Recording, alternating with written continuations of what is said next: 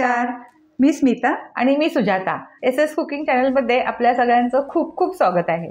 तर आता संक्रांत येते आणि संक्रांत म्हणलं की आपल्याला लगेच वडी, तिळाची वडी, बर्फी किंवा चिक्की याची आठवण होते.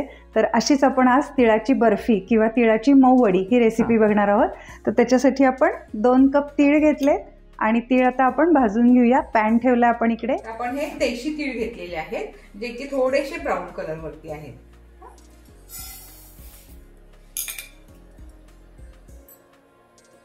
तर हे आपण अगदी छान मंद गॅसवरती आपण हे भाजून घेतोय. आपण खरं तीळची वडी किंवा तिळगुळाची पोळी वगैरे करताना देशी तीळ वापरतोय, कारण हे जास्त ऑइली पण जास्त असतात आणि ह्याला पॉलिश केलेलं नसतं. दिसायला ब्राऊन दिसतात पण टेस्टला हे छान असतात. त्यामुळे आणि ह्याच्यामध्ये अजून बरेच प्रकारचे, ह्याच्यापेक्षा सुद्धा एक अजून काळा जास्त, तो तर अगदी देशी असतो, तोही मिळतो. पण ते थोडासा कडक असतो, माझ्यामध्ये तो थोडासा कडक असतो. तर वडीसाठी वगैरे आपण हा जो मधला प्रकार आहे म्हणजे ब्राऊन कलरचा, एक व्हाईट असतो, एक हा ब्राऊन आणि अजून एक थोडा काळा असतो, तो खूप देशी असतो. तर आपण हा घेतलेला आहे ब्राऊन कलरचा. तर हे छान आपण भाजून घेऊया. छान आता कुठकुठ आवाज यायला लागला नाही त्याचा, आवाज छान येतोय. आणि आपण नॉनस्टिकच्या पॅन मध्येच घेतलंय, त्यामुळे ते छान फुललं जातं, म्हणजे खाली लागलं वगैरे काही जात नाहीये. त्यामुळे नेहमी चिक्की वगैरे करताना किंवा बर्फी वगैरे करताना नेहमी नॉनस्टिकचे पॅन घ्यायचे, म्हणजे खाली अजिबात लागत नाही. आणि ते बॅटर सुटलं की नाही ते पण लगेच कळतं आपल्याला. हो, आता हे छान भाजले. साधारण 4 ते 5 मिनिटांमध्ये बारीक गॅसवरती आपण भाजून घेतले. जशी छान पावडर, जसा शेंगदाण्याचा वास येतो ना भाजल्यानंतर, तसा थोडासा कलर पण बदलतो थोडासा. कच्चं अजिबात राहायला नको, कारण कच्चा राहिला की थोडासा स्मेल जो आहे तो खरं बऱ्याच वेळेला अगं चिक्कीला कच्चे पण तीळ घेतले जातात, पण तो कच्चटपणा जाणवतो घातल्यानंतर. तर त्यामुळे आपण थोडेसे का होईना पण ते भाजून घेतले पाहिजेत. आज आपण इथे खमंग भाजतोय आणि आता हे गार झाल्यानंतर आपण विपिंग करून घ्यायचे ना. अगदी फक्त एखादा म्हणजे सेकंदामध्येच आपण फिरवणार आहे ते. मी आता गॅस बंद करते. एक 5 मिनिटं असंच ठेवलं आणि मिक्सरच्या भांड्यात घेऊन त्याला थोडं विपिंग करून घेऊ आपण, मग म्हणजे थोडेसे थंड होते. तर हे साधारण 5 मिनिटं आपण ह्याच्यामध्येच ठेवलेले, तर थंड झाले चांगले. तर आपण त्याच्यामध्ये घेऊया आणि थोडेसे कोमट असेल तरी सुद्धा काही तसं जास्त फरक नाही पडणार आहे. पण थोडंसं मिक्सरच्या भांड्यात एकदम गरम नको जास्त घालायला, म्हणून थोडंसं आपण त्याला थंड करून घेतलं. आता कोमट झालेले आहेत, आपण ह्याला विपिंग करून घेऊया. आणि विपिंग का करून घ्यायचं, तर एक तर विपिंग केल्यामुळं काय होतं की तीळ फुटतो आणि जो काही आपण खमंग भाजलाय त्याचा एकदम मस्त असा तिळाचा वास येतो. आणि थोडक्यात म्हणजे बाइंडिंग सुद्धा होतं वडीला, म्हणजे कूट असल्यामुळं थोडंसं बाइंडिंग होतं. तर त्याच्यासाठी आपण विपिंग करून घेऊया. अगदी म्हणजे सेकंद, एक 30 सेकंद वगैरेच आपण फिरवतो, ते खूप नाहीये, फक्त अगदी एक थोडेसे तीळ पण राहिले पाहिजे आणि अख्खे थोडेसे बारीक होतील असं. हे छान आपलं अगदी सेकंदभर आपण हे करून घेतलेले आहे. तर थोडेसे तीळ पण आहेत आणि थोडेसे बारीक झालेले आहेत हे. तर आपले तीळ विपिंग करून झालेले आहेत. तर आता पुन्हा आपण गॅसवर पॅन ठेवूया गरम करत आणि बाकीचं साहित्य त्याच्यामध्ये घालून घेऊया. तर त्याच्यासाठी आपण 1.5 कप गूळ घेतलेला आहे. हा सुद्धा आपण साधा घेतलेला आहे, चिक्की गूळ नाहीये, फक्त चॉप करून घेतलेला आहे. तर 1.5 कप आपण पॅन मध्ये गूळ घालूया.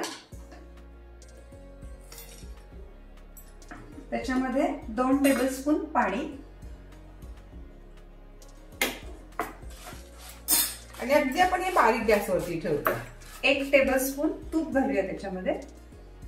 आणि गूळ विरघळला की लगेच आपण त्याच्यामध्ये साहित्य घालायचं, कारण आपल्याला ही चिक्की करायची नाहीये, मऊ वडी करायची आपल्याला किंवा बर्फी करायची. तर त्यामुळे हा सगळा गूळ विरघळला आणि त्याला एक उकळी आली की आपण बाकीचं साहित्य घालूया. बबल्स यायला सुरुवात झाली नाही का? अगदी 2 ते 3 मिनिटांमध्येच आपला गूळ सगळा विरघळला आणि ह्याला छान असे बबल्स यायला लागले, वरती फेस पण आलेला आहे थोडासा. तर ह्याला आपल्याला पाक वगैरे किंवा काहीच करायचं नाहीये.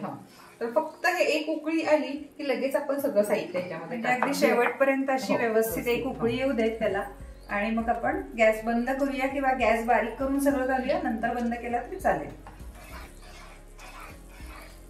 गूळ पण छान सगळा विरघळलेला आहे. छान याला पाक वगैरे काही नाही, फक्त थिक बॅटर झालेलं आहे याचं. आणि याचा बिघडण्याची वगैरे काही शक्यता नाहीये.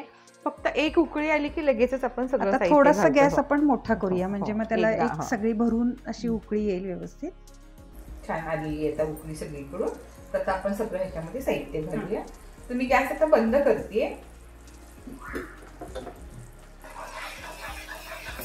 आपण जे व्हिपिंग केलेले तीळ आहेत ते आपण 2 कप घालूया त्याच्यामध्ये. आणि 1 कप शेंगदाण्याचं कूट. शेंगदाण्याचं कूट सुद्धा असं मस्त खमंग भाजलेलं आहे. आणि आता हे सगळं जे मिश्रण आहे ते एकजीव करून घेऊया. एकदा सगळं आपण हे हलवून घेतलं की मग थोडासा आपण गॅस बारीक चालू करू. एकदा सगळं छान हलवून घ्या फक्त. आणि त्याला एक चटका द्या. आणि लगेच हे नॉनस्टिकचा पॅन घेतल्यामुळे काय होतं, हे लगेचच आपल्याला लक्षात येतं की खालून तो निसटलंय, म्हणजे सगळं साहित्य असं त्याचा गोळा व्हायला लागलाय हेही लक्षात येतं. छान हे सगळं हलवून झालंय असलं का पण गॅस चालू केलाय. 31 सेकंद वगैरे त्याला फक्त चालू ठेवताना त्याच्यावरती हा सगळा असा गोळा एकसारखा करून घेऊया. आणि लगेच आपण सगळं हलवलं ना ते आणि लगेच आपण हे ट्रे मध्ये ओतणार आहोत. तर ट्रेला तुम्ही तूप लावून घेतलं तरी चालेल किंवा अगदी बटर पेपर असेल तो घातला आणि त्याच्यावरती ओतलं तरी चालेल, ताटातही चालेल. छान असा हा गोळा तयार झाला आहे. जास्त वेळ गॅस चालू ठेवू नका, नाही तर ते कडकडे जाईल. मग स्पॅच्युलाने सगळं ट्रेमध्ये काढून घेऊत आपण. तर छान असा तो गोळा एकसारखा असा तयार होऊ दे त्याचा. आपलं हे सगळं बॅटर असं एका साईडला आलेलं आहे, म्हणजे ओतीव बॅटर म्हणतो ना आपण, की ओतलं की ते सगळं एका ठिकाणी ते जाणार आहे, एकत्र पडणार आहे. सगळीकडे इकडून निघालेलं आहे सगळं, कुठेही लागलेलं नाहीये आपल्या पॅनला. आपण हे सगळं ट्रेमध्ये ओतूया. आपण ट्रेला खाली बटर पेपर लावून घेतलेला आहे, त्याच्यावरती ओततोय. फक्त आपण जेव्हा ह्या चिक्की वगैरे करतो तेव्हा फक्त सगळं तयारी आपली अगोदर हवी आहे. म्हणजे तुमचा बटर पेपर असू दे किंवा ट्रे वगैरे सगळं तयार करून आपलं रेडी ठेवून घ्यायचं. ह्याला सुद्धा आपण थोडंसं तूप लावून घेतलंय स्पॅच्युलाला. स्पॅच्युलाने केलं ना की त्याला एक मस्त असं एकसंधपणा येतो, एकसारखापणा येतो. कारण हाताने हे करू शकत नाही, कारण आपल्याला गरम असल्यामुळं थोडा स्पॅच्युला किंवा एखादं उलटणं वगैरे त्याला तुपाचा हात लावून असं छान असं करून घ्यायचं.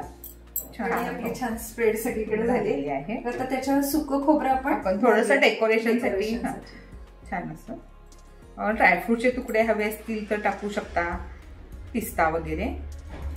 ही दिसायलाही खूप छान दिसतं असं खोबऱ्याचे व्हाईट त्याच्यावरती ब्राऊन वरती व्हाईट तसे टाकल्यानंतर. आणि थोडेसे त्याला असं दाबून घेऊत आपण.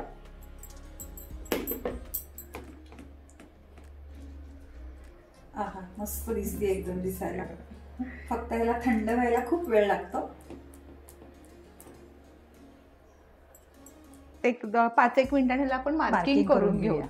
जरा थोडं थंड होऊ दे त्याला, कारण गरम असताना मार्किंग केलं की काय होतं की तो पाक सगळा बाहेर यायला लागतो आणि व्यवस्थित ती लाईन जी आहे ती आपल्याला दिसत नाही. तर त्यामुळे एक 10 मिनिटं थांबूया आणि मग त्याच्यावर मार्किंग करून घेऊया आणि मग थंड झाल्यावर सर्व करूया. एक 10 मिनिटं झाली आहेत आणि आपलं हे कोमट झालेलं आहे. तर आता या स्टेजला आपण मार्किंग करून घेऊया त्याच्यावर. आणि ह्या अशा खूप मोठ्या नसतात, असं क्यूब अशी छोटी छोटी आपण क्यूब करतो त्याची.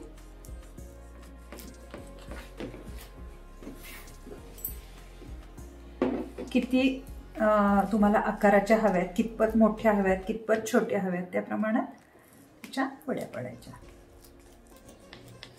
आणि थोडंसं आत्ताच हे कडेने सगळं सोडून ठेवायचं, कारण आपला ऑलरेडी त्याच्यामध्ये बटर पेपर आहेच आहे.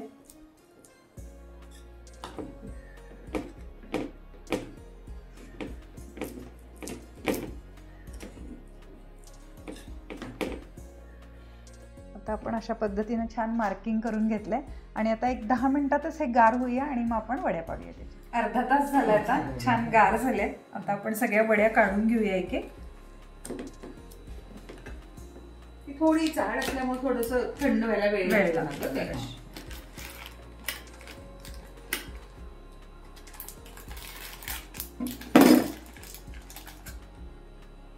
छान अशा वड्या निघायला लागल्या गार झाल्यामुळे.